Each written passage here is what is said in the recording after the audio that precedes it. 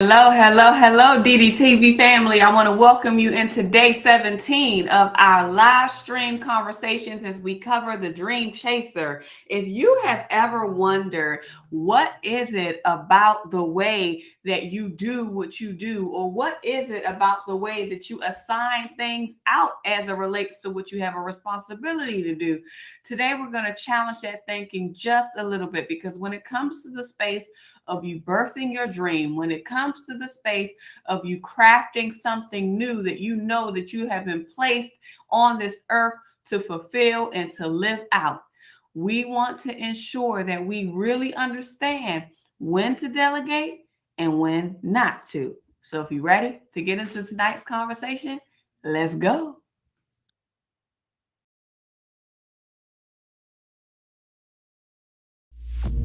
The Debt Demolisher TV with Sophia Melone.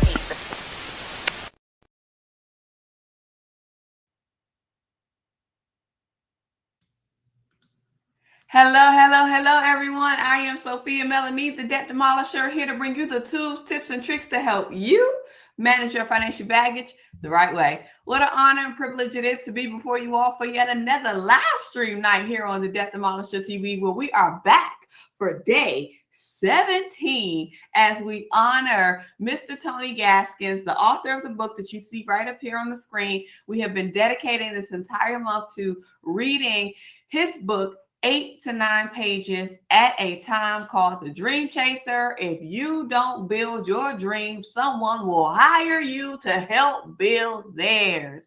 And in today's lesson, we learned a lot about when to delegate and when you might not want to delegate when it comes to you birthing your dream and birthing something that you know from your core is a gift in your innate ability to be able to do, because that's the seed that the Lord has planted within you. And the only thing that you got to do is water it and nurture it so that it can bloom. But when you're watering it and nurturing it so that it can bloom, that doesn't mean that you have to give somebody else that responsibility to allow that thing to bloom. So what we're going to talk about in today's lesson, today is day 17. So you all know that the live stream title is to delegate or not to delegate at your dreams' expense. At your dreams' expense. This was a powerful conversation. As you all know, we are in chapter 11 of the book, where we are reading the hands-on strategy, and we're actually closing out our readings of chapter 11 to basically conclude the section on being hands-on. So I want to welcome everybody to Wealth and Wellness Wednesday. I almost forgot. Get tongue-tied. Wealth and Wellness Wednesday. So shout out to Q Scott for giving us our theme for the day. As you guys know, we've collectively come together to identify what our themes of the day is going to be. And today is Wednesday. And so Q Scott gave us Wealth and Wellness Wednesday. So shout out to Q Scott if you're in the building. Matter of fact, let me go ahead and see who is in the room so that way I can greet my family and then we can get started into this conversation. And you know, Q Scott is first in the room. Q Scott is first in the room. Q Scott is first. It's first. It's first in the room. Hey, Q Scott. Hey, hey, hey, hey, Q Scott. Let's go. Let's go. Hey, Q Scott. Hey, hey, hey, hey, Q Scott. Let's go. Let's go. Hey, Q Scott. Hey, hey, hey, hey, Q Scott. Pass it to Bria. Hey, Q Scott. Hey, hey, hey, hey, Q Scott. Pass it to Bria. Oh, shout out to Q Scott in the room. DDTV moderator holding it down for us all the way early on a Wednesday. And she's greeting you right when you come inside of the chat. Q Scott says, Happy Wealth and Wellness Wednesday in recognition of Black Business Month. We are about to embark on day 17 of our readings from Mr. Tony Gaskins' book, The Dream Chaser. Q Scott, you summarized that perfectly. I'm absolutely loving it. Thank you so much. Everybody shout out to Q Scott for her hard work. And let me just say this real quick. I got to acknowledge Q Scott once again, because we are planning this DDTV retreat. And when I tell you that Q Scott is whipping us all together, I'm like, oh my gosh, this is just going to be so amazing. So we all are on the DDTV retreat committee. So shout out to the committee. Shout out to the committee. But thank you, Q Scott. I'm telling you, that email was amazing. I said, look at all of this. Whoa, whoa, whoa, whoa, whoa, whoa, whoa. It's just amazing. Let's go. We got Queen Lisa H in the room. Says, greetings, DDTV family. Greetings, Queen Lisa H. Good to see you. Welcome on into this room. I am so glad that you are here. Hey, we got Queen Lisa H with the takeoff stamp. I said Queen Lisa H got the takeoff stamp. She got the takeoff stamp. She got the takeoff stamp. I said Queen Lisa H got the takeoff stamp. She ready to go. Let's go, let's go, let's go, let's go, let's go, let's go. She trying to go. Let's go, let's go, let's go, let's go, let's go, let's go. She got the takeoff stamp. She got the takeoff stamp. I said Queen Lisa H got the takeoff stamp. Let's go. Let's go, Queen Lisa H. So glad that you're in the room. Welcome, welcome, welcome. We got Queen Divinity in here. Says, greetings, ladies. I'm listening while I'm driving. Well, hey, Divinity. So good to see you. Welcome, welcome, welcome on into this room. I am so glad that you are here. And I know you've been shaking it on the dance floor. A Queen Divinity shaking it on the dance floor. A Queen Divinity shake, shake, shake, shake. Shake, get it on the dance floor. A Queen Divinity. Hey, we got Queen Divinity in the room. So glad that you're here. We got Sherry in the room. Says happy hump day. It sure is hump day. Happy hump day, Sherry. So glad that you're here. Welcome, welcome, welcome on into this room. I'm so glad that you're here, and I'm so glad to sing your song. So let's go, Sherry. Let's go, Sherry. Let's go, Sherry. Let's go, let's go, let's go, Sherry. Let's go, Sherry. It's an income, Sherry. Let's go, Sherry. Hey, let's go, Sherry. Sherry's in the room. Y'all so glad that you're here. Welcome, welcome, welcome, welcome, welcome, welcome, welcome, welcome, welcome, welcome, welcome. We got Lisa Smiles in the room. Says, hey, DDTV family. Hey, Lisa Smiles. So good to see you. Welcome, welcome, welcome on into this room. I am so glad that you are here. Hey, I said, hey, little Lisa. Get it, Lisa. Hey, little Lisa. Do it, Lisa. Sliding on through with the blow buttons. I said, sliding on through with the blow buttons. I said, hey, little Lisa. Do it, Lisa. Hey, little Lisa. Get it, Lisa. Sliding on through with the blow buttons. I said, sliding on through with the blow buttons. Let's go. We got Lisa Smiles in the room. So glad that you're here. Welcome, welcome, welcome, welcome, welcome on into this room. Everybody, let's go ahead and get started. Let's go ahead and get started. Let's go ahead and get started. Let's go ahead and get started. Look, Lisa Smile says, we praise God for touching her heart and helping us with the plan. And I tell you, you better touch on it. Praise the Lord for touching her heart, because Queen Q Scott is getting us all the way together with this planning. She's getting us all the way together. I'm like, man, Q Scott is an organized maven queen, top of senior queen. She just way up here, just up here. I'm like, oh man, this is phenomenal, phenomenal, phenomenal, phenomenal. Okay, everybody, let's get into our conversation. If you're new to the channel, I just want to let you know that we have been reading the Debt Demolisher. We have been reading the Tony Gaskins book, The Dream Chaser, on the Debt Demolisher TV every single day during the month of August. And we have our reading assignment that is shared each morning on the community post. But if you're lucky enough to tune in with us during the live stream the night before, then of course, I always give everybody a heads up of what the reading assignment will be. So you can always get the reading assignment in two places. You could either get it on the live stream from the night before, or you can get it in the morning at 9 a.m. when the quote of the day, the inspirational quote card of the day goes up, which will include the reading pages that we're reading inside of the caption. So you can find that on the community tab. You can find that on the community tab on the Debt Demolisher TV each and every morning. I want to invite you as well to make sure that you pick up your copies of the book. Even though we're on day 17, that does not mean that you can't get your book and you can't come in and join us. I'm just saying, you can still get your book.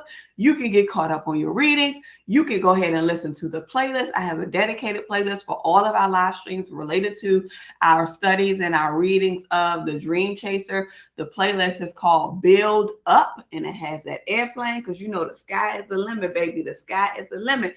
Getting to your core purpose and dream with Tony Gaskins for Black Business Month. That's the name of the playlist. So when you come and get your book, even if you're just tuning in, you could always go back and get caught up by watching the replays as you read the book along with us to get caught up. So we were reading today to close out chapter 11, as I've mentioned, and we started on page 143. 143, and we rolled all the way to the end, pages 150. But let's just start continuing where we picked off yesterday. So one of the things that Tony Gaskins says on page 143, and I pretty much highlighted like half of the page on page 143. He talked about how 90% of people will handle business right through their email because everything is in writing and everything is clear. He says, when the 1% says, hey, can you call me? I then respond and let them know that he has a virtual assistant that'll end up setting up the call. So what Tony Gaskins is basically saying is that we get to create the parameters around how we communicate with our market, how we communicate with our consumers, how we communicate with those who have interest in us, whether it be if they want us to speak, whether it be if they want us to coach them, whether if they want us to do whatever service it is that we do. He's basically saying that you don't always have to outsource that because you do want to be able to see what kind of inquiries are coming in, and you'll have a way to kind of funnel, well, I don't have to get on the phone with you. Everything can be communicated through email. Like, just put it in email, and that way everything is in writing. Everything is in writing. I still don't think it's as solidified as a contract, but I do know nowadays people really like run things through email. Can you send me an email that's going to evidence the modification of that? Or can you put this via email so that way they can see the to, the from, and all of that kind of stuff. Even though honestly and truthfully, emails and stuff can get doctored because, you know, just because you're replying to something, somebody could go all the way down in the body of the email and change stuff up. So ain't nothing really safe, you know, ain't nothing really safe, but I get what he's saying. You can really evidence stuff through email. But again, people have their ways, so you don't know what they're changing up inside of the change. So that just made me think of something. I probably need to start reading through the chains of stuff before I send stuff back to see if it changed. But he began to continue to talk about his process for that and how he sets things up to let people know, like, hey, yeah, I have a team that may be doing this, but that don't mean that I'm not looking at it. You know what I mean? So I thought that was powerful as well. One of the things that I appreciated about page 144, if we flip over towards the bottom, he says that you have to go through some things to learn how it works. So when we are in the building phase, when we are in the stage of trying to actually birth a thing that we have an idea about, we have to realize that it may not always be squeaky clean, easy breezy all along the way. There's going to be some things that we're going to have to learn. Even in what I was sharing with you guys around my whole evaluation process around everything, and just seeing like, okay, what were the good things and what were the bad things? What would I do differently? And just like really evaluating stuff, because that gives you your growing pains. That gives you your lessons learned. That gives you your playbook in order to make something better, to make your next go round better. So one of the things you could think about it from this perspective as well, you would hope that if you go from relationship to relationship, you would hope that you would be better in your next relationship than you were in your previous relationship. Why? Because everything is designed to teach us something. It's designed to allow us to go through something, but it's also teaching us something. So one thing that I just want to encourage everybody across the board, regardless if it's your dream, if it's your relationship, whatever hardship you feel like you may be going through, to really try to find the lesson in everything. Literally try to find, what can I get from this that can make me better tomorrow? Because my experience in this endeavor was not in vain. So it's supposed to teach me something. So everything that I'm going through in my business right now is supposed to teach me something. Everything that I'm now having a revelation on and I'm really learning about, and then I'm actually challenging even myself on some things, I'm recognizing, oh, okay, now I see this would have been done. If this would have been done differently, this probably would have had this outcome. If I would have read this book a lot sooner, I would have had a whole different mindset around my approach when it comes to my business. But even in that, I can't even think about, oh, I wish I would have read this book sooner. I still have to look at the lesson from what I've been able to learn from all of these years, not even just in your business, but in your relationships, in your faith walk, everything, everything. Further down, he says, what I learned is that you should never accept the first offer. And he's talking about when you're kind of going through the negotiation stages where you're solidifying deals, you're signing contracts, people are hiring you to do a specific thing, people may be extending an offer to you. He's basically saying never go with the first offer, because the first offer more than likely is probably going to be underbidded. And so you have to ensure as a business owner that you have a willingness to have a negotiation muscle, and you have to be willing to state your price, state your worthiness, let it be known what you're looking for. And if they can't give you that, then walk away. You don't always have to settle. You don't always have to settle for whatever somebody is giving you. So as long as you position yourself to say, okay, this is what I'm able to learn from this negotiation experience. This is what I'm able to learn from this offer experience, how this person reached out to me, what were the things that they proposed, what were the things that I proposed, maybe what were some of the reasons why they didn't want to respond or say yes to whatever it was that I was asking for. And then also asking yourself and evaluating yourself, what made me say no? What made me say no to this particular experience or this particular offer? Because in that instance, that is going to give you more backing. That can give you more power in terms of confidence to stand behind what it is that you state your price is. How many times do we go through an instance where we put one thing on the table, and then when somebody says, oh, I can't do that, then you're willing to say, okay, well, how much can you do it for? No, because now you're devaluing what you originally said the value of your product was. So I'm even learning this for me because I'm so adamant about wanting to help people that oftentimes I don't even charge. Like there are instances where people may reach out about a specific thing. People may literally ask me for advice or my input. Essentially, that is consultation. That is my intellectual property. That is my strategy that I'm sharing. I'm actually giving somebody a way to think related to their situation because they can't think through it. And oftentimes I give out a whole blueprint over email and there was no exchange. There was no exchange. So I think for me, sometimes it can be challenging because I just want people to get the help that they need, because I don't want them to be like how I was, that I don't mind just sharing and saying whatever it is and not even realizing like, oh, maybe you should have treated this like a consultation session, or maybe you should have done X, Y, and Z. But I know that one of the things that I want to be able to work on within my process is being clear on what you give away and what you need to charge for. Like what you give away and what you need to charge for. Because at the end of the day, if you're growing a business, your business is supposed to make revenue. Let's just be clear.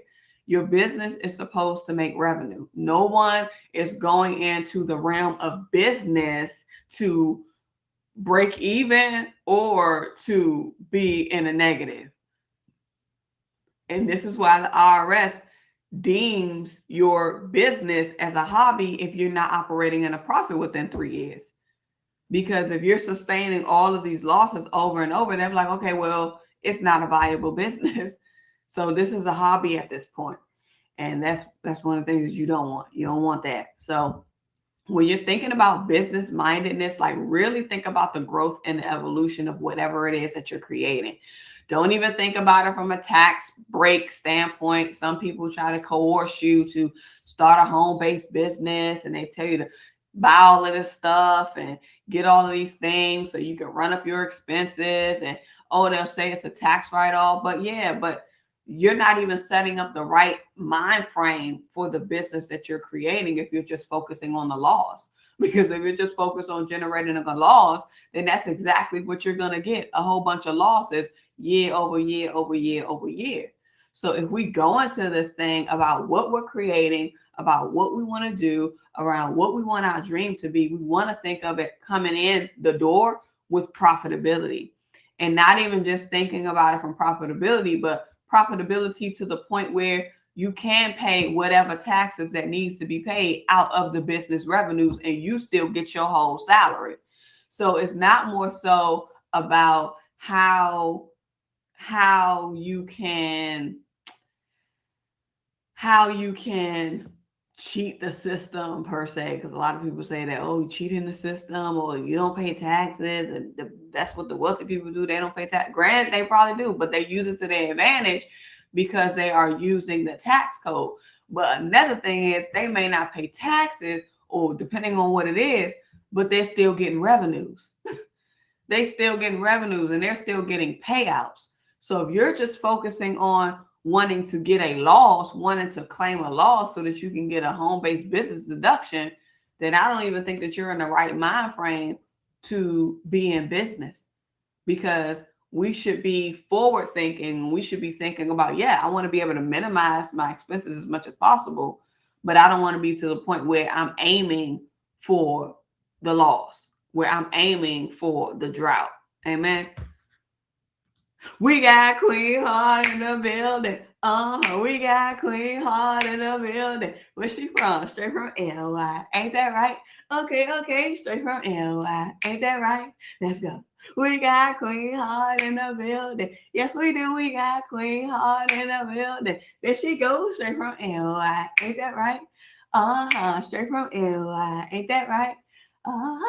Shout out to Queen Heart in the room. So glad that you're here. Welcome on into this room. Q Scott says to ensure that you don't miss any live streams, make sure that you hit that notification bell so that way you could always be alerted for all of the video drops. Thank you so much for that reminder, Q Scott. Yes, you guys, make sure that you hit that notification bell. Make sure that it's active, so that way you know each and every time we go live, as well as each and every time an episode drop comes out, as well as each and every time a morning inspiration post comes out, if you get the notification, as well as each and every time a 9 a.m. community post drops as well, if you get the notification. But yes, thank you so much. And make sure that you subscribe if you have not done so, because it certainly does help the channel. Queen Heart says, yep, I have been there. Thank God for deliverance. I said, thank God for deliverance. Q Scott says, yes, Sherry Shepherd said that on one of the shows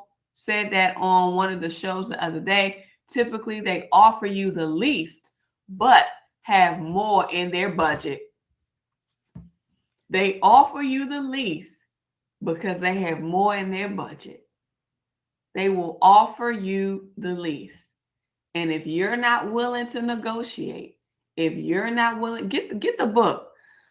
What is the name of the book? I got it in my leadership class.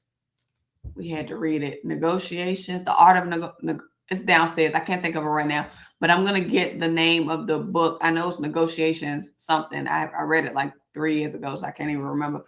But it's about negotiations, and it literally talks you through, or teaches you through, walks you through the art of negotiating and how negotiation is a skill. And at the end of the day, everybody wants to be able to get what they want, but there's always a way where there could be a happy medium. There could be a happy medium in some way, shape, or form. So if you think about it from the standpoint of like a tug of war, literally when you're in negotiations, especially when you're in heavy negotiations, it can literally feel like that. A whole bunch of back and forth, a whole bunch of this, a whole bunch of this, a whole bunch of this, a whole bunch of tugging. And eventually, somebody is going to meet somewhere closer into the middle, even though someone may get what they want essentially, but some may not. But both may have to compromise in some way, shape, or form in order to allow it to happen. So even if they offering you something lower, you come back, because that tug of war, you got to come back and say, no, this is what I'm putting on the table. And so that may allow them to say, okay, we probably can't go that high, but we can go a little bit higher than what we offered. So what about this? And there has to be a compromise on both ends, because they didn't meet your number, but they did bump up the number that they originally said.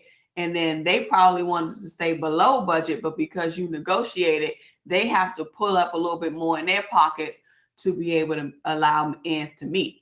And if it gets to that point where neither one of the back and forths, the offers on the table, if it's not meeting your needs, if it's not justifiable for you, then you could just drop the rope.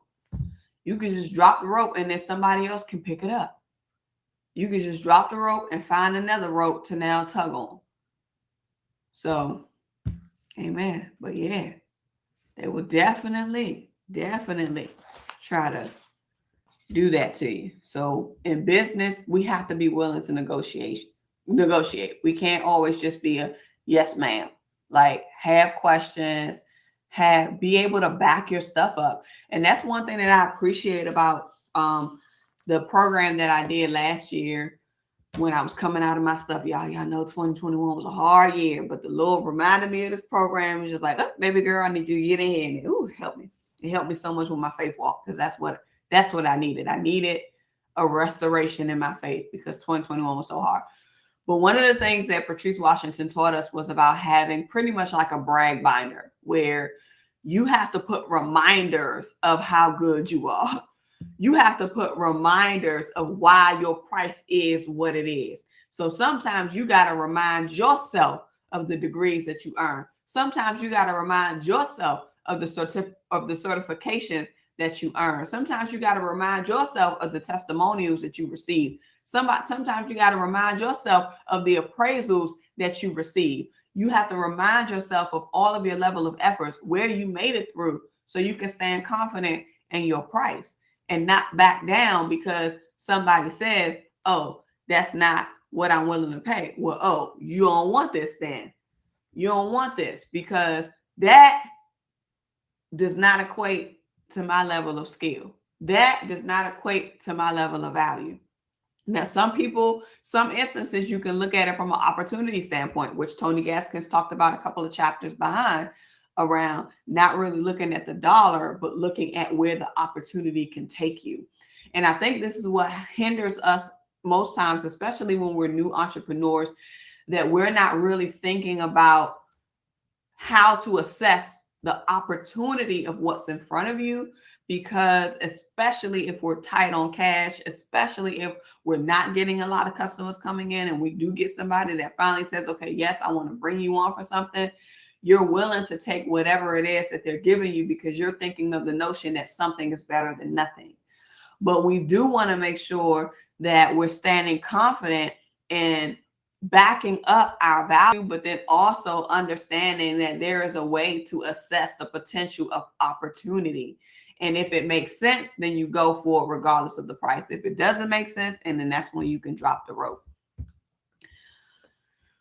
Tracy Ann is here. Tracy Ann says, good evening, DDTV family. I'm driving home, but I'm listening in. Hey, Tracy Ann, all the way from the west side. So good to see you. Welcome on into this room. You slid it right in the bank. You slid it right in the bank. You slid it right. You slid it right in the bank. Hey, we got Tracy Ann in the room all the way from the west side, stand all the way up. Let's go. We have Acacia in the room. Says, greetings, DDTV family. Hey, Acacia, so good to see you. Welcome on into this room. I'm so glad that you are here. Hey, so hey, Acacia. I go, Acacia. Hey, Acacia. Let's go, Acacia. Let's go. Hey,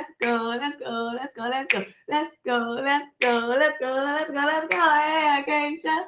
Let's go, Acacia. Hey, Acacia. Let's go. Come on, Acacia. Let's go.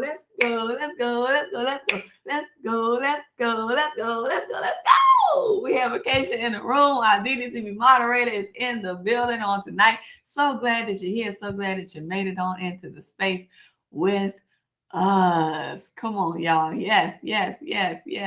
I'm loving it. Y'all loving up on each other. I am loving it. Okay, so page 145, he talks about how he started businesses to run them, not to let someone else run them. And he points out on the top of page 145 that I am a personal brand. So if you are someone who is a more like of a brand figure. Like, so if you are educating, if you are authoring books, if you are speaking, if you are teaching, if you are podcasting, if you are doing anything that involves like you and your name being known, then you're a personal brand. And so what he's trying to stress here is when it comes to personal branding, you can't always let somebody else run the back end of your personal brand, because then it does not become you. And there could be some disconnect between what they're doing for you as opposed to how you really are. So he says, I didn't start a company for somebody else to run it. If I'm the brand, I need to run the brand, and I need to be the face of the brand, and I need to be in the works of the brand. He says, if you are selling yourself and you're representing yourself, then you have to do the work. He says, if you're mass producing products, then you can delegate those certain tasks. So when it comes to what you do, which is what he's saying, it may make sense for you to have a team, and in some instances it may not. So if you're dealing with inventory, you are selling products, you got all this stuff online, you have just tangible things, and you're trying to market. It's much different than service. It's much different than you being the deliverer of an intangible product. It's different. So he's saying that when you are in the scope of selling like products, goods, then it makes sense to have a team, because there's a lot of multiple parts. There's a lot of moving parts, and especially when you get to the space of like Lisa Smiles. We talked about this on her channel, as well as when she was talking about when she made the Glow Butters, her vision for her Glow Butter, how she wants it to be a bigger brand. She probably she's going to need to have a warehouse, because she's making products, she's crafting products. There's bottles, there's packaging, there's shipping. It's a whole lot of stuff that can happen. So literally, that would make sense for Lisa Smiles to have a team to do that for her,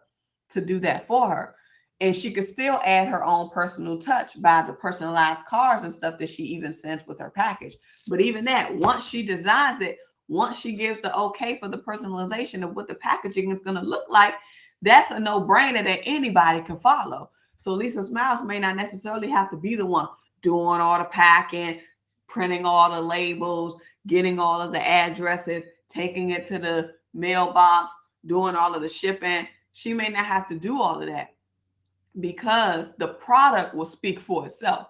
So as long as the product is going out, as long as the product has the quality, that is what's going to drive people to not only refer it, but that's going to drive people to buy more.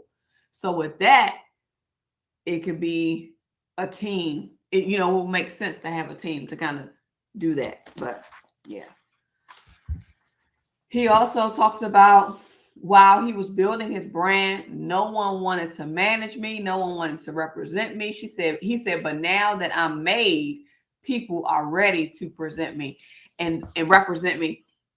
And this reminds me of what people always say, oh, you wasn't with me when I was in the gym. You weren't with me when I was shooting in the gym. Because we all know that once you make it, like once you get some visibility, once people start to see you, notice you, and they see like, oh, okay, they doing good. Oh, let me see if I can reach out, or let me see if I can do this, or let me see if I can get on their team. Let me see if I can get a part of their money, is really what it is. But when you was on the bottom, when you had 0 followers, when you had 0 customers, when you was out here trying to shoot these YouTube videos with nobody watching, wasn't nobody there. The same people who wants to be with you when you get 1 million subscribers, more than likely are not going to be the people who were supporting you and watching your videos or sharing your videos out when you were at 10 subscribers or 15 subscribers or 100 subscribers, or whatever the case may be. And not only that, taking it over to social media, followers, 100 followers, 2 followers, 6 followers, 18 followers. Come on, somebody. Come on. 18 followers, 15 followers, to now 1,500 followers. And then the 1,500 followers is going to turn into what? 150,000 followers. Then 150,000 followers are going to turn to what? 1 million followers. And as you begin to elevate, people are going to want to attach onto your leech. People are going to want to attach to you like a leech. Let me correct that. They're going to want to attach themselves to you like a leech, piggybacking off of your grind, your hard work, your success, when they ain't want nothing to do with you when you were at the bottom. Come on. He says, I don't need anyone to manage me. If they can't take me higher, then I don't need them. Tony Gaskin says, I can manage what I have coming in myself. If you got in the kitchen, created the recipe, and did all the cooking yourself, then you deserve to eat by yourself when it's ready. Drop the pen, drop the book, drop the mic, drop everything. If you bought, I'm going to add something. If you out every single item to make sure that you didn't get any spoiled food that was going to be a part of the ingredients, if you carried it, lugged it all the way back into the kitchen, not only lugged it back into the kitchen, but packed it up, put it in the cabinets, put it in the refrigerators, put it in the drawers, then it was time to do the prepping. You were in the kitchen, pulling all of the ingredients out of the cabinet, pulling all of the ingredients out of the refrigerator, going to get the oil. Come on, somebody. Going to pull out the air fryer, going to pull out all of the ingredients, segregating the recipes, creating the recipes, doing your own little thing. Oh, I'm going to put this little spice on, I'm going to do this. When nobody giving you a hint of advice, you were just in there creating. And then you go in and you start to cook. You cook that meal, you simmer it in on the stove top, you put some in the oven, you make your own dressing, you do all of this, you get creative, and then it's time to feast. How many times is when it's time to feast, that's when your doorbell starts to ring? Come on. When it's time to feast, everybody ready to come and eat. But they were not in the kitchen with you. They had no say-so, no input on anything inside of your menu. They had no labor that went into not only picking up the food, but also preparing the food. They just want to get what? The outcome. They just want to get what? The outcome, the end result, the finished product, the blessing, the good food. They want the height of the result, not when it was bare. So we got to look out for that. Tony Gaskin says further down that I built the table, I cooked the food, and not only that, I set the table. He says, now I can enjoy my meals. He says, now that I'm here, everyone wants to come and eat. Now that I'm here, everyone wants to come and eat. But a lot of those saw me when I was cooking, but couldn't stand the heat inside of the kitchen. Now, that's a whole nother story. What about those who saw you cooking by yourself? What about those who saw you carrying the groceries in, run after run, going back and forth from the car to bring the groceries out the car, to bring them in the car, and they didn't help. They just stood there and watched. How many times do you see that they're just watching you, or they try to get close to the kitchen, but they're like, nah, that's just too much. I got to back up. They got to back up. I can't help you. I can't stand in here right now. I can't get involved. I can't get my nails dirty. I just can't do it right now. I just got my nails done. You good. You can handle it, but let me know when it's done.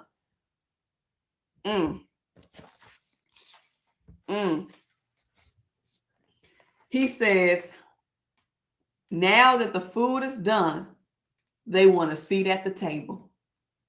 And it does not work like that. It does not work like that. He also says,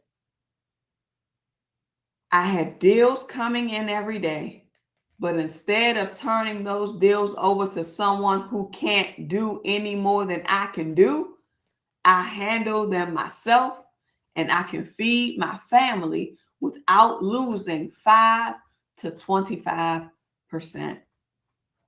Without losing 5 to 25%. So we all know that when we outsource, it's going to be a cost. And again, this goes back to what I was talking about yesterday around looking at the cost versus the benefit of everything that you're potentially spending. Looking at, does this cost even make sense? And this is something extremely important to do when you're in the business setting, because it can be so easy for us to get an expense or sign up for an expense as a result of somebody else saying do X, Y, and Z, because they felt like that was something that they did and it worked for them, but it may not work for you. So even if you do use something or you incorporate an expense or you do something along those lines, have a way to assess it quickly, because if it's not working for you, then you need to let it go. I can't tell you how many times over my 5-year journey that I literally was paying for subscriptions because I was told that, oh, this works really well and this is going to be able to give you more leads or whatever the case. Spending all of that money, absolutely no return. And it took me about a year to realize this ain't worth it. It took me a year to realize that this is not worth it. And I couldn't even get mad at myself for wasting all of that money. But what I said to myself was that I should have had a way to check in sooner and not wait a year out of the hope and desire that something would turn around when really money was just going out the door.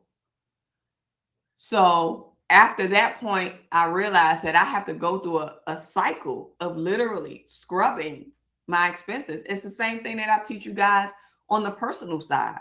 Sometimes we sign up for things and we sign up for complimentary and we forget about it, and then we start getting charged because we didn't cancel in time. Sometimes we get something, we intentionally sign up for it, but we're not utilizing it as much as we should. So we're not getting the value out of it. And you can go on and on and on having these charges hit, but you're not using it and you're wasting money. Yes, you may be giving it to the company that is providing the subscription, but you also want to think about the value add that it's going to be able to give to you. So if you're paying for something that you're not using, you are wasting money out of your pocket. You are wasting money from your wealth. You are wasting money from your future. So look at all of your expenses. I go through a season where I reevaluate some stuff every time. Do I even still need this? How can I get out of this? How can I adjust this? How can I get this lower? Does this even make sense? What are new alternatives? Because we know that new stuff is getting created every day. So something that you might have signed up for 5 years ago, it could be a better alternative at a cheaper rate that's available now, but you won't know because you're not doing your assessment to check in on your expenses. So if you have a business, you really want to scrub. What is this expense for? Why do I need it? Literally, just like the spending assessment tool. You all who are registered for the Vet Your Spending Challenge last year, you have the spending assessment tool. For those of you who are going to register for the Vet Your Spending Challenge this year, you will get the spending assessment tool only if you register. You got to register in order for me to be able to give it to you. So even with that, it's the same concept. It's the same concept, because what you do on the personal side, you can do in your business, and vice versa. And vice versa. Amen. Amen. Queen Lisa H said 100. Come on, y'all. Come on, y'all. Queen Heart out there getting up and shouting. I love it. I love it. I love it. So we have Tony Gaskins continuing on to say on page 146 that a part of his hands-on strategy is to never let anyone get too full. So he has literally built his process and his brand around ensuring that somebody's plate is not overstuffed to the point where they reap all of the goodies and the greatness and the fullness of what he prepared as the chef. He says if a person gets too full, then they get lazy. How many of us get hit with the itis? You know this is true. He is really putting some great metaphorics together. How many of us know when we eat, we get tired? When you get full, you get tired. That itis comes. So if you have somebody on your team and they're getting too full, they're going to become lazy. They're going to begin to do shortcuts. they're going to begin to do the things that's not going to be standing up to your level of quality initially, because that itis hit, because they got too much on their plate. You've given them too much when it should have been on your plate, or should have been preserved so that it could be served in rounds. And I just said that, and it just reminded me of what Tony Gaskin said in the book. I think we're gonna get to it, but he was talking about how he spans out who he gives what to. He not giving everything to one person. He gonna have like 5 or 6 people that he may independently work with, and they all get a different thing, because everybody ain't gonna get too full. Come on. I think we're gonna come to it. I remember reading something like that. He says, oh, it's right there. He said, if a person gets too full, then they get lazy. He says, so I rotate consultants. He says, it's ignorant to think you can do it all alone and do it at a high level. He says, you need help. You need advice. You need knowledge that you don't have. I started to make this one the quote of the day, but it was so good and it was longer. He said, but you don't have to let any one person feel like they own you or that you're nothing without them. How many of us put all of our weight, even when it comes to maybe even the staff that you have, because we can put this from a work standpoint. And this is how the people who perform the best ends up getting overworked. And then when they leave, you feel like, oh my gosh, what am I going to do? Sometimes you're practically begging them not to leave. You have given them way too much of an upper hand. Way too much of an upper hand to put your operations at risk because of what this person had on their plate, and nobody else was doing this particular thing. So when they leave, where is the crossover training? Where is all of that historical knowledge goes away? So and again, the only way that you can properly do this is if you know the stuff. And this is why Tony Gaskins is embedding within us that when we're starting, we need to be involved from the ground up. When we are starting, we have to know the work that we are planning to have somebody do. And you almost like playing like a chess game. It's no different than an org chart. If you think about it, you can tie everything to business. You can tie everything to business. When you have a team, or when you have any company, there are departments, there are divisions, there are sections, because they have to segregate the work and give each area a segment of responsibility. And even within those sections, the work within that section is still layered. You may have people working on one thing. You may have people working on this thing. You may have people working on this thing. You may have an overall supervisor that's going to be managing and reviewing and overseeing and training and all of that to make sure that their unit is moving like it should. But one thing that's important to make sure that you have amongst those teams is cross-training so that people can have proper backups. Because when you're in a situation where you have a person and if they take off, it's a problem, or they have to be called back in order to do whatever it is that they need to do, that's a sign of insufficient coverage right there. Because in the workforce, we should be able to take off and be off, period. And if that's not possible, then that means that that area may have way more work than necessary. Or they may have way more work than they actually have people. So these people are getting too full. And when you get too full, you get lazy, like Tony Gaskin said. And then when you get lazy, you start to make mistakes. And then that's when stuff happens. So Tony has put into the concept of his strategy of rotating people. So he can have multiple, let's just keep reading. He says, you don't have to, okay. Yeah, I said it already. I rotate consultants and I put checks in different people's pockets at different times because I don't want to become independent on anyone. You don't want to be dependent on any one person.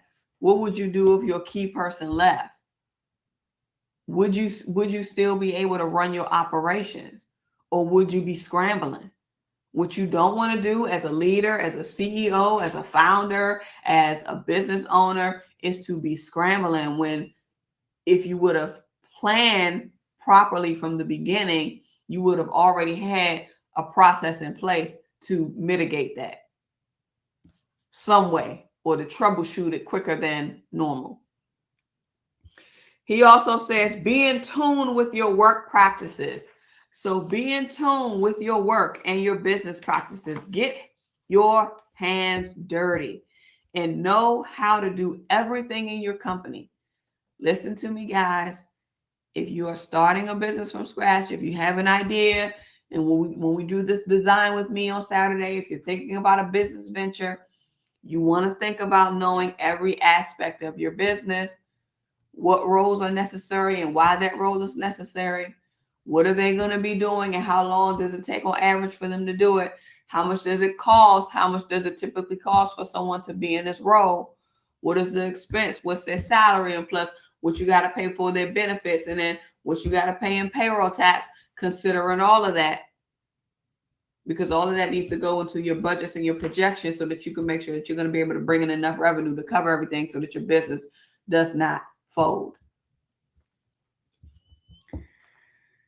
He says, even when you hire someone, be hands-on. Let them know that you know the ins and outs and you know exactly what it takes to do their job. So they have to know that they can't get anything over you. So when you're hands-on and you know your stuff and you know, then you know that people are not going to be able to pull a quickie on you. They're not going to be able to pull a fast one on you. So this is going to take me to the quote of the day. The quote of the day says this: don't get caught up in the delegation mindset. Instead, if you have to delegate everything, then you need to question if you're doing what you love to do. If you have to delegate, more than likely, you probably don't want to do it.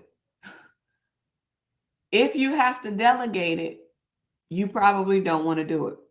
So, and if you don't want to do it, then that means it's probably something you're involved in, something that you don't love to do. Tony Gaskin says, I love my work, and if I let someone else do it, I would miss it. How many of us would miss what we were doing if we had to give it up? How many of us? He says, so if you're building a personal brand, be personal. If you're building a personal brand, be personal. He says the people who are delegating every job are usually info marketers who didn't create the content in the first place that they're selling. So they don't want to be too hands-on. They just want the money from the business so they can sip margaritas on an island somewhere. If you can't tell by now, you would probably know that I'm very sensitive when it comes to content and like the things that people do. I'm like, I wouldn't even dare. Like, you guys have no idea the type of suggestions, recommendations, things that people have told me, paying for these different business programs and coaching programs and all of that stuff. You learn a lot of stuff from people, and you learn what a lot of people do. And they literally have ways where they can monetize books, content, intellectual property that they did not even write, and they're getting paid for it. They did not even write it, and they're putting it out there like they did. They're just putting their name on it. Have you guys heard of white labeling? They have white labeling for authors as well. They have private labeling, private white labeling is the same thing for authors as well. And there's like a whole repository. As long as you pay for it, you can put your name on it. And I used to wonder, can I just say this? Because I've been in several programs since 2017 when I actually learned about personal development and learned that there was such a thing about development programs and stuff like that. And I will remember saying like everybody's stuff would look the same. Like, and not just within the program, but like I start to see stuff on social media or I'll sign up for people's email list and all of that stuff would look the same. And I was like, why all of that stuff look the same? Because they probably paid for some template, some white labeling stuff and changed up a couple of words, but didn't care to change the presentation of it. So everything literally looked the same.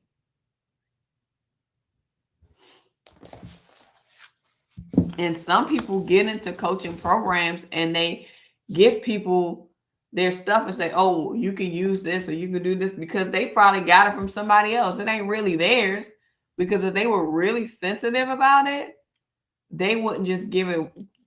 They wouldn't just willingly say, you can reuse my content and don't give me any credit at all.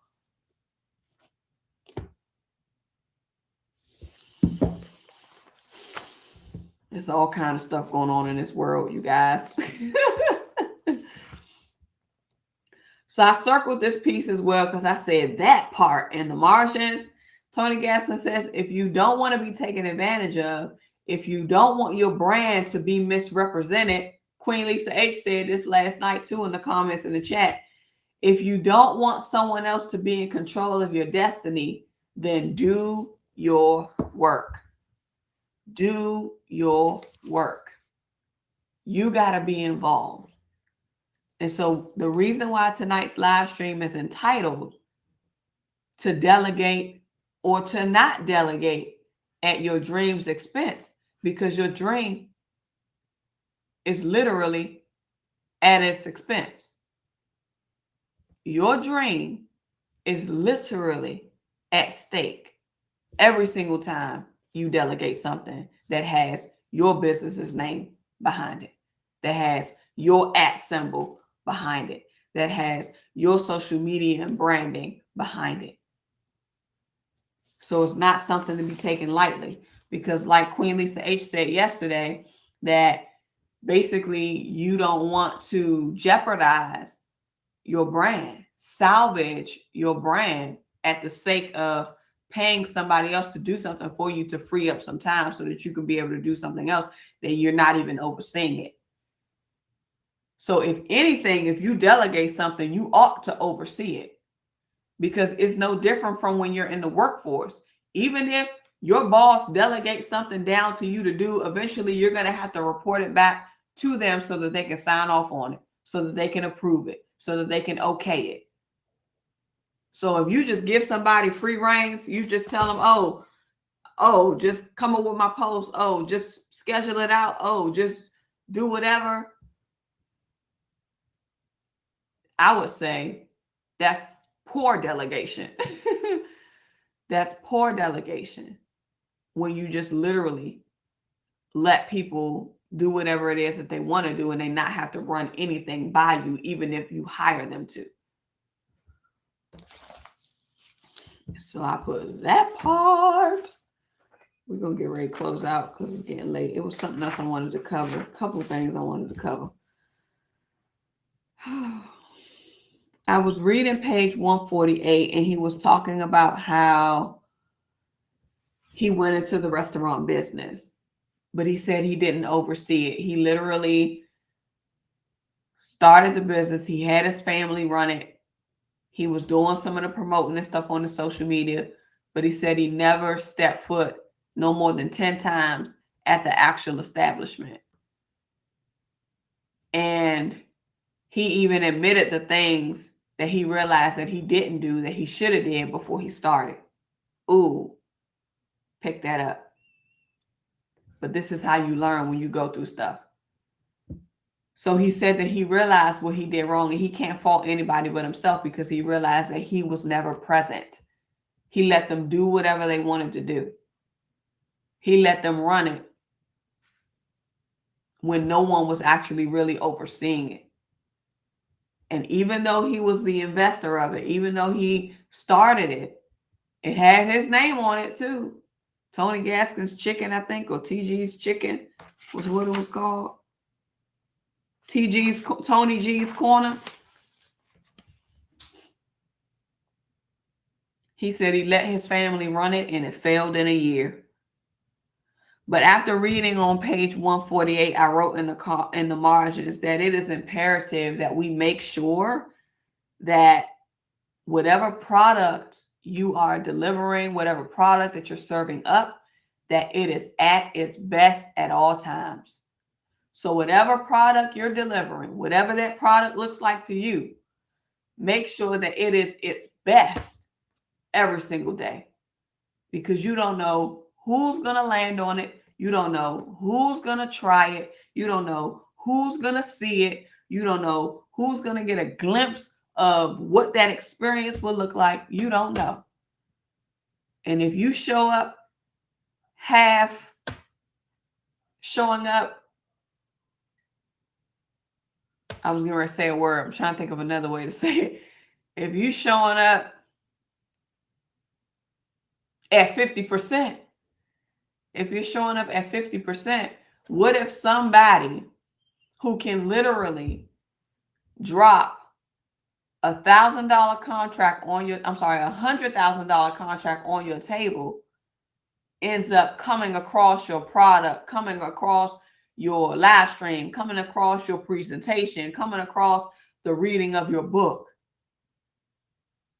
and it's 50%. You could have missed out on an opportunity that could change your whole life around.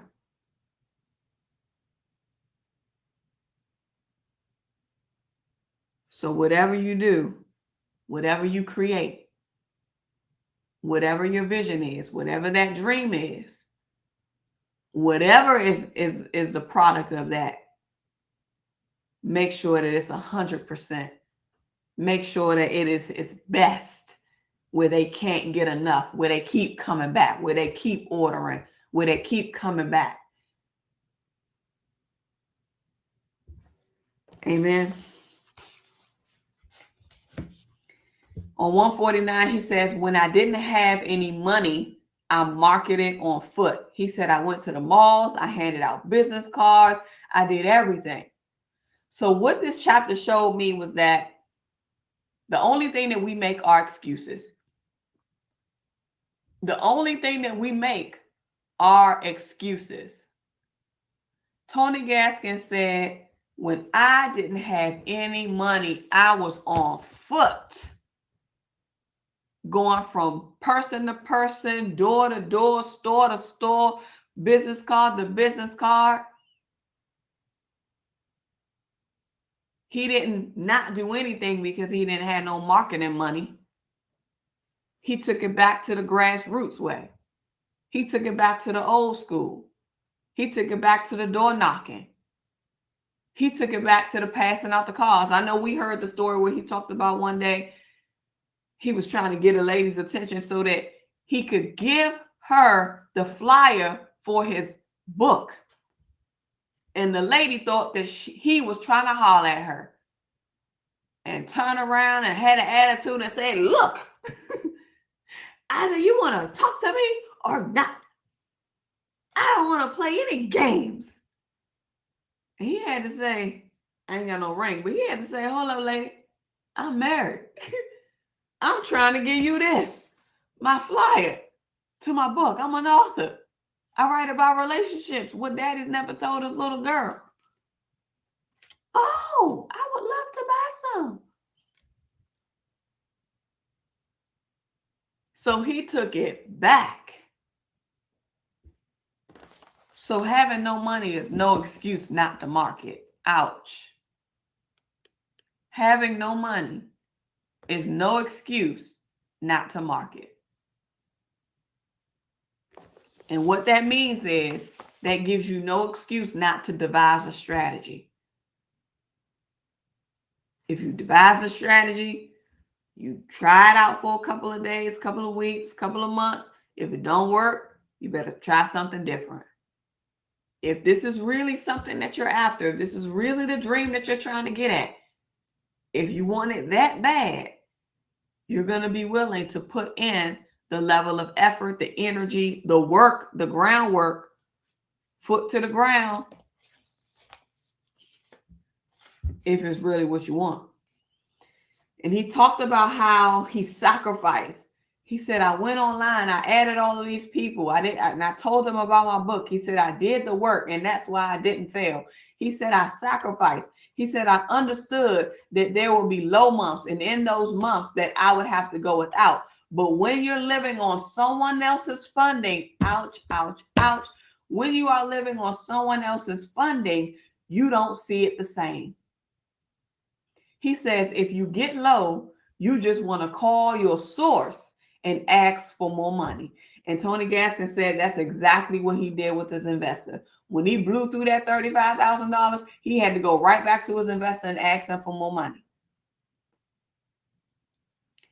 He said,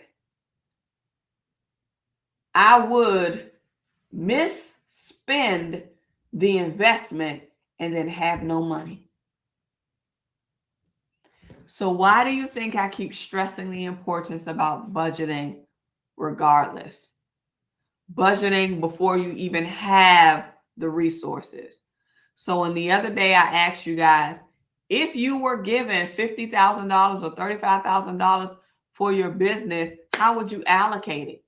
If you were given your salary for the whole year on the first of the month, would it be able to last you till the ending of the year?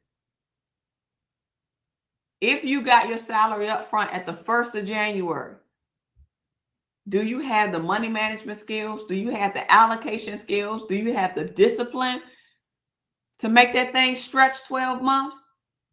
To make it last until the next January the 1st? A lot of people can't handle a lump sum of money. And when you get an investment, that's exactly what it is. A lump sum of money. And sometimes you may not even get the cash. You may get a lump sum through access to capital, which is your credit limit. So some of us misuse not just the cash, the initial investment, we misuse the credit limit. We run up the cards. We run up the limit thinking that it's cash, not recognizing that you got to pay it back plus the interest that's being charged. So if you aren't diligent in your planning, you're going to misuse your cash investment, and you're also going to misuse your capital investment. Tony Gaskin says he wasn't hands-on, just like I wasn't hands-on with my investment. So he's talking about his investor at this point. The investor just gave him the money, and then he came back, he asked more, he gave him more, but his investor believed in him, and his investor watched him, and his investor actually saw his work ethic and knew, okay, this is promising.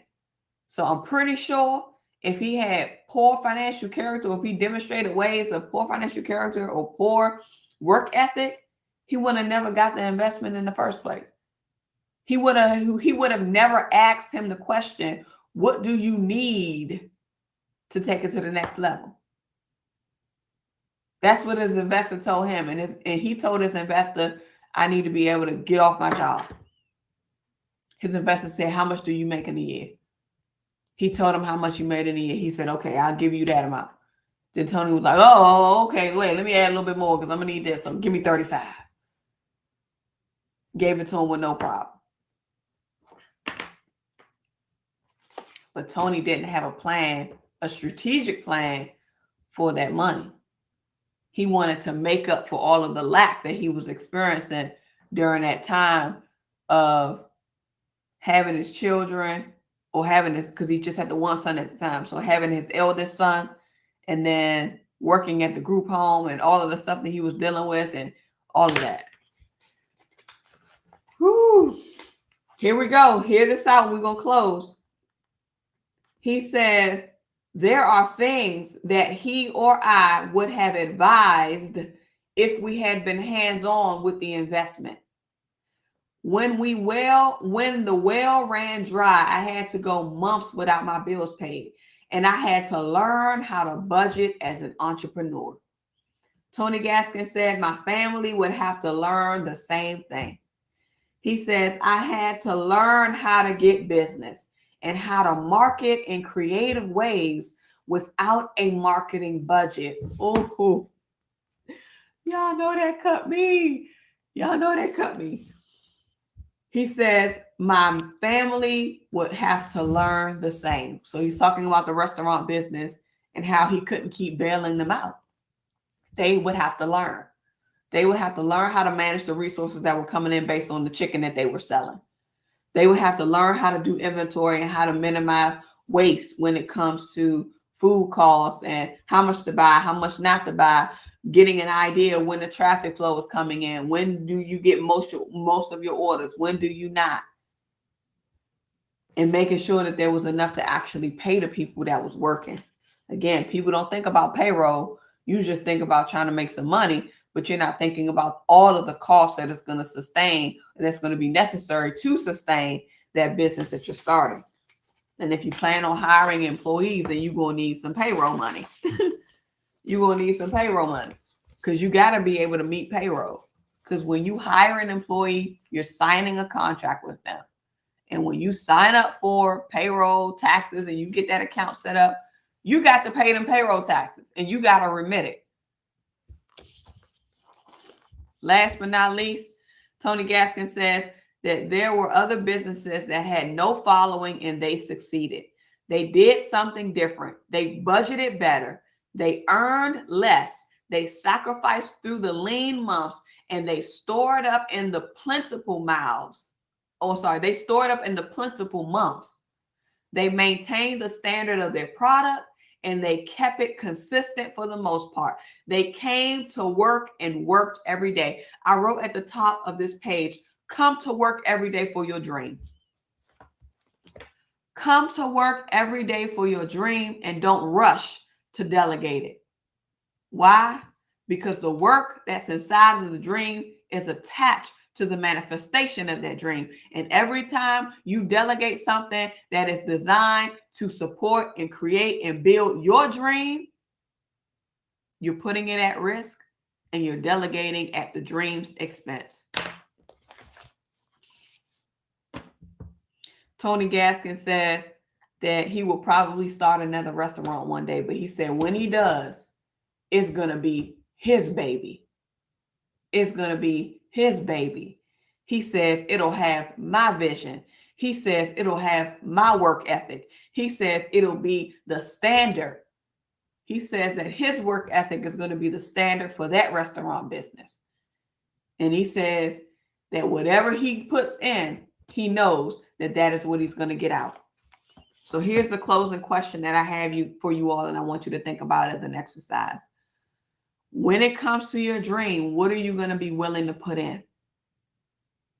What are you going to be willing to put in based on the expectation of what you want to see come out?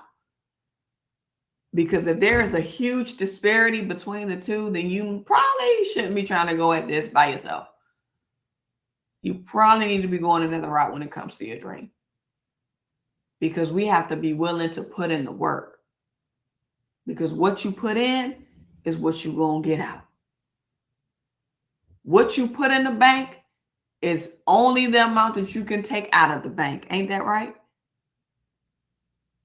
So you can't expect to pour out more than what you've poured in or what you've poured in.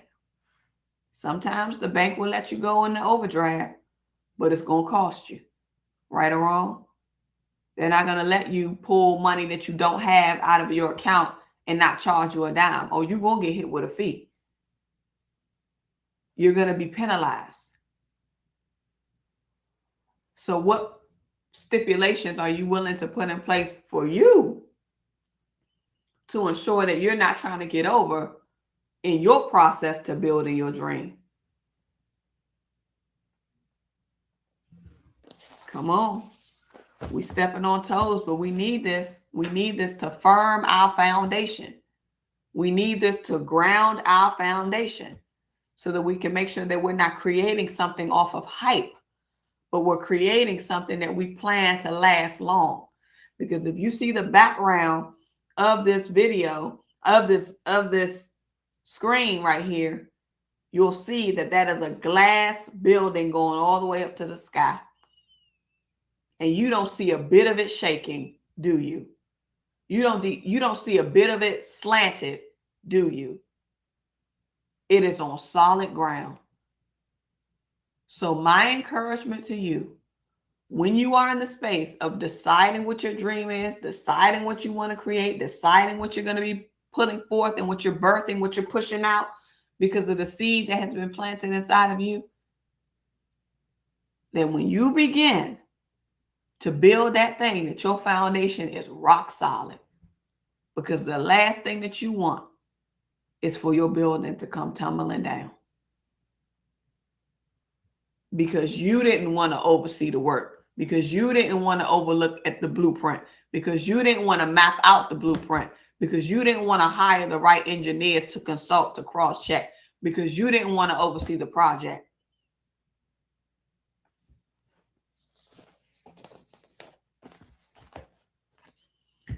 Your reading assignment for tomorrow is going to begin with chapter 12. So chapter 12 is the celebrity factor.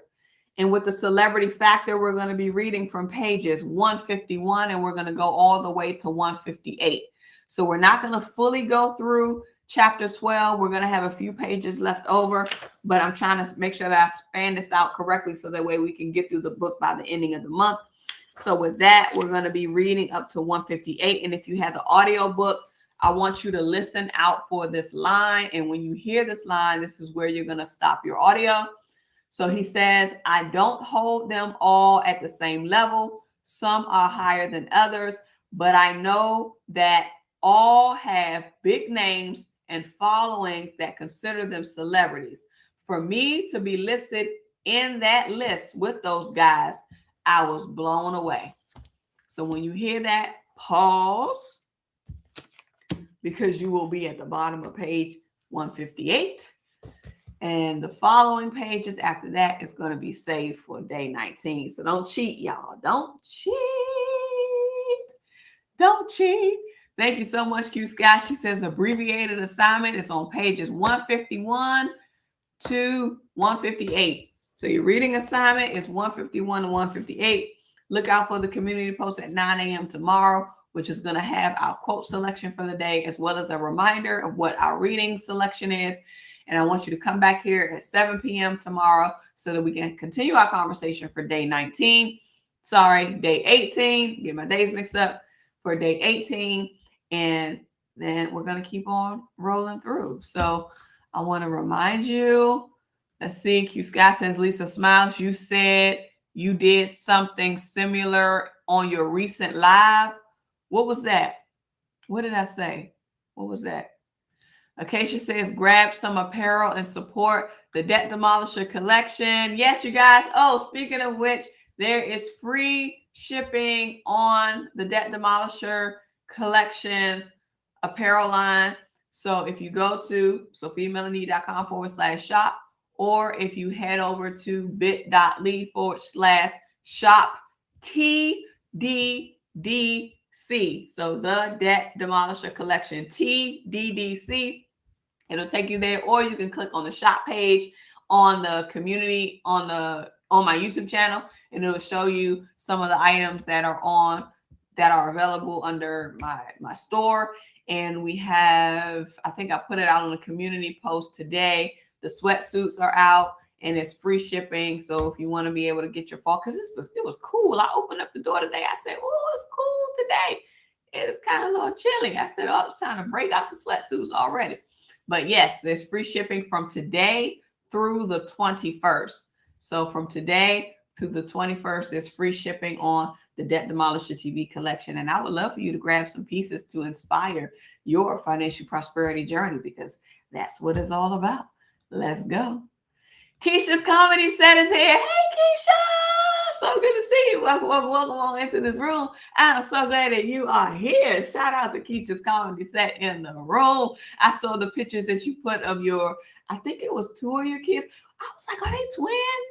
I think because it was a son. It was your son and your daughter, and you said happy birthday to them. And I was like, oh, she has twins. So I think you have twins, but yeah. But shout out to Keisha's Comedy Set and her babies who recently had birthdays. Let's go, let's go. Q Scott says the saying goes, where there's a will, there is a way. Amen. Where there is a will, there is a way. Keisha saying hello to everyone. Come on, Keisha, let's go. She says, hey, sis, come on, let's go. Lisa Smiles got the hands raised. She probably praising. She probably tearing the tambourine up over there. I already know. She says, wow. Come on, y'all. Keisha says, if you need more budgeting tools, get the comprehensive monthly budget versus actual template. Thank you so much for dropping this, Keisha. This just reminds me, the video that went out today, I did a full-blown discussion on the value of budgeting and some of the 7 mistakes to avoid when creating your budget. And I talked about a lot of things in there, so I thought it was really good. But I was really trying to show you guys the importance of how valuable it is to look at percentages and utilize tools that'll do that computation for you so that you won't have to be trying to do the math. And the monthly budget versus actual template will do that for you. So yeah, let's go. Let's go. Tracy Ann says, wow, that's scandalous. Yeah, you probably talking about the story I was sharing about how the white label and stuff. Yes, people do all kind of things for the money. I ain't gonna lie. Q Scott says, mark your calendars this Saturday for the Design With Me live stream. It's going to be at 9 a.m. Eastern time. Eastern time. You don't want to miss this. We're going to start building and planning. Building and planning. Q Scott says, right, many people wouldn't even know where their files are if their key person leaves. You better say it. You better say it. They don't know what that is. I said a killer is in the room. I said a killer came singing in the room. No, I can't sing like her, but I'm gonna try to blow these tunes like her. Let's go. So glad that you made it in the room, Akila. So glad that you're here. Welcome, welcome, welcome, welcome. Welcome, welcome, welcome, welcome, welcome, welcome, welcome, welcome, welcome, welcome, welcome on into the room. Q Scott says, this book is the truth.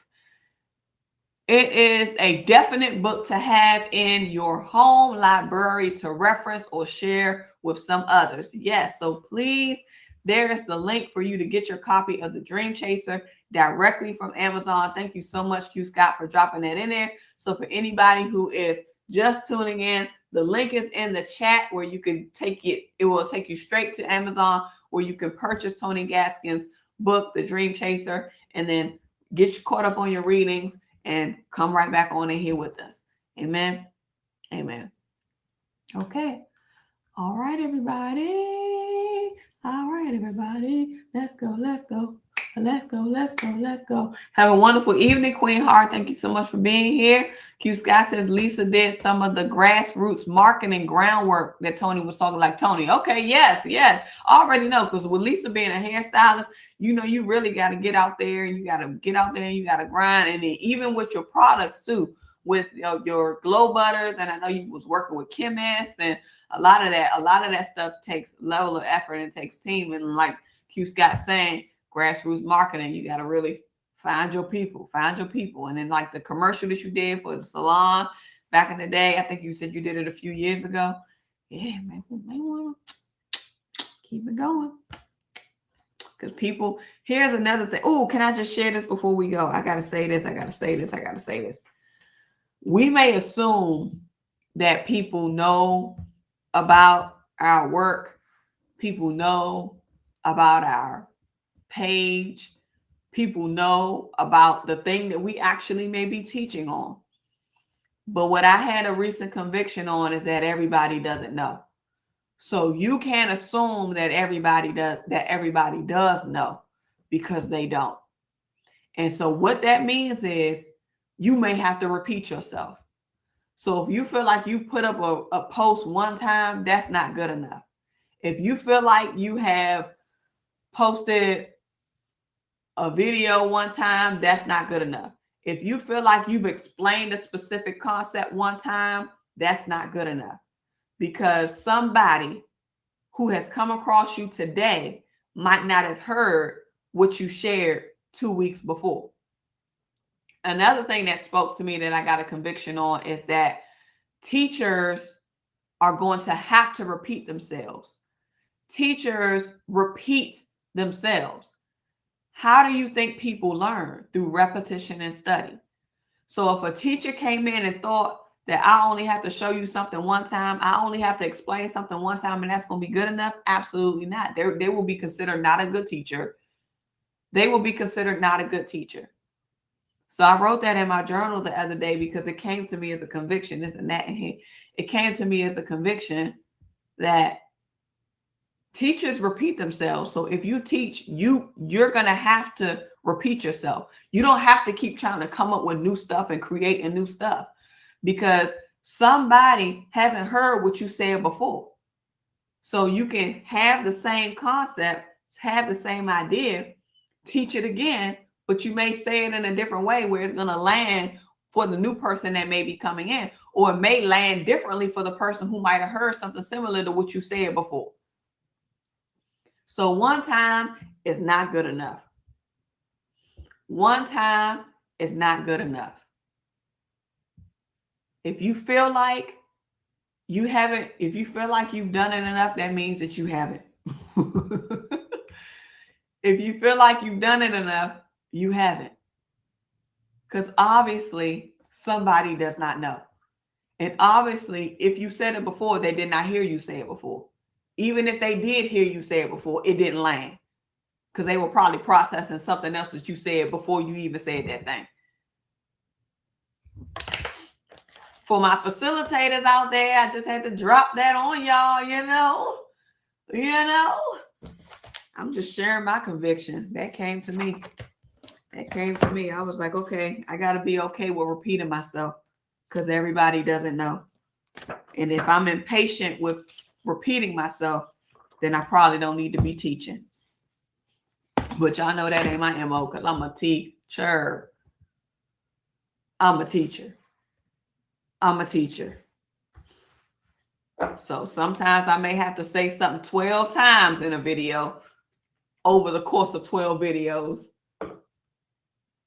But the message has to get out.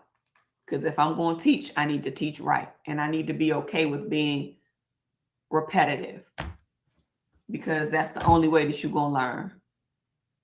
That's the only way that your students will be able to learn. Come on, teachers. Queen Divinity, if you're still in the room, I think you said you was driving, but you know what I mean. Tracy Ann, another teacher, I know you said that you were in the room too. Tracy Ann, you know what I mean. Lisa Smile says, because people edges still need to be delivered. Amen. Still need to be delivered. Not only that, their ends need to be delivered.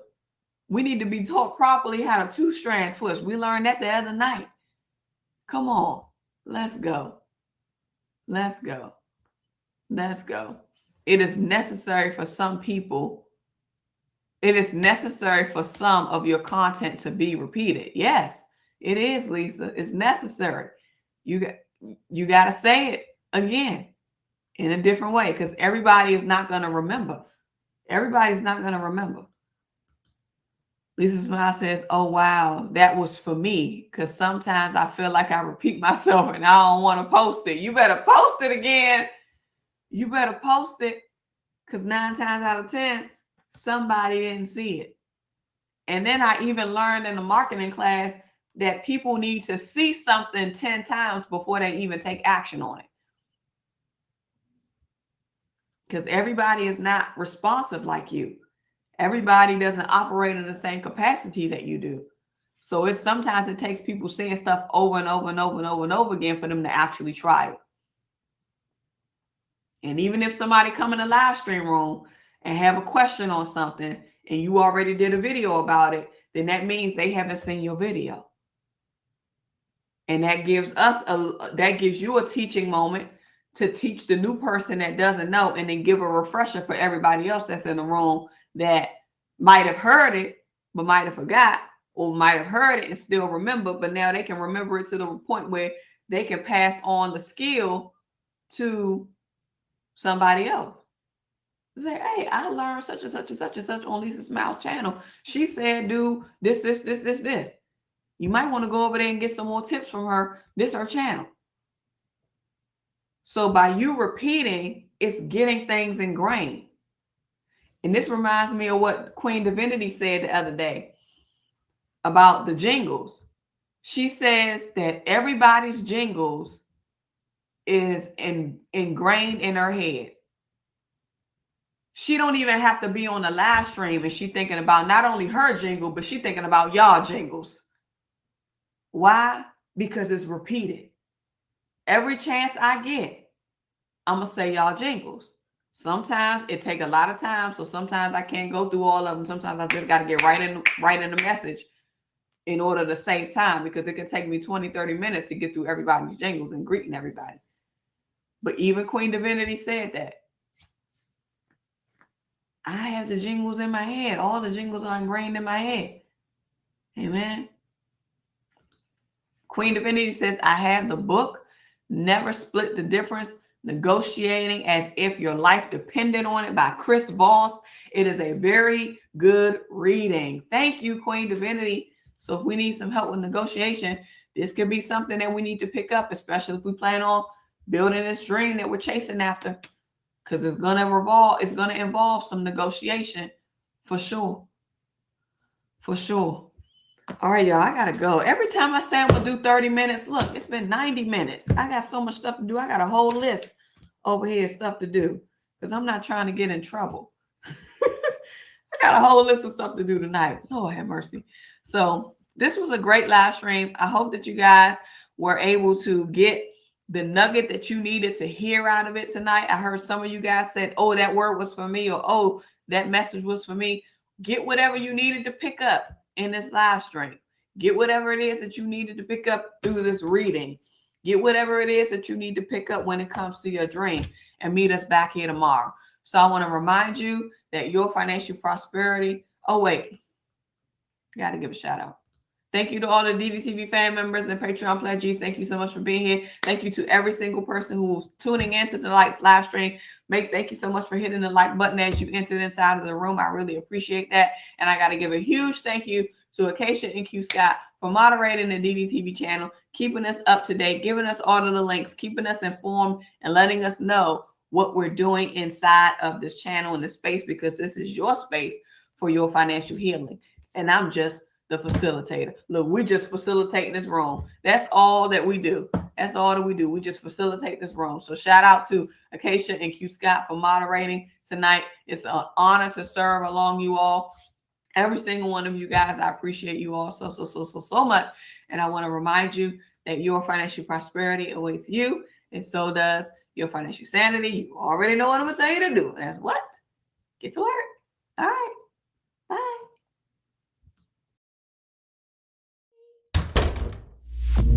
The Debt Demolisher TV with Sophia Melone. The Debt Demolisher TV with Sophia Melone. The Debt Demolisher TV with Sophia Melone.